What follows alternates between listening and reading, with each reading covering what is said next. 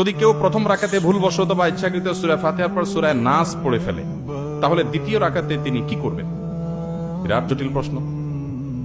প্রথম রাকাতে সূরা নাস পড়ে ফেলছেন, সূরা নাসের পরে সূরাটার নাম কি?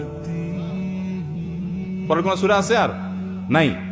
তো শেষ রাকাতে, প্রথম রাকাতেই যদি কুল আউযু বিরাব্বিন নাস পড়েন, তাহলে দ্বিতীয় রাকাতে পরে আর সূরা নাই, দ্বিতীয় নামাজে কোন দিক যাবে? সূরার ধারাবাহিকতা রক্ষা করা সুন্নাহ। নামাজের মধ্যে সূরার ধারাবাহিকতা রক্ষা করতে হয়। আপনি আগে ফালাক পড়লে পরে নাস পড়বেন। এখন নাসে যদি আগে পড়ে ফেলেন, তো পরে তো আর কিচ্ছু নাই, কি করবেন? এর উত্তর হলো দ্বিতীয় রাকাতে আবারও সূরা নাস পড়বেন, এবং এর কারণে আপনার কোনো গুনাহ হবে না, যেহেতু আপনার অনিচ্ছাকৃত হয়ে গেছে। কিন্তু ইচ্ছাকৃত ভাবে যদি এই কাজ করেন, তাহলে মাকরুহ হবে।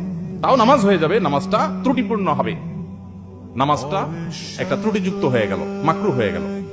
অতএব যদি কেউ প্রথম রাকাতে কোনো কারণে সূরা নাস পড়ে ফেলেন, দ্বিতীয় রাকাতে আবার তিনি সূরা নাস পড়বেন।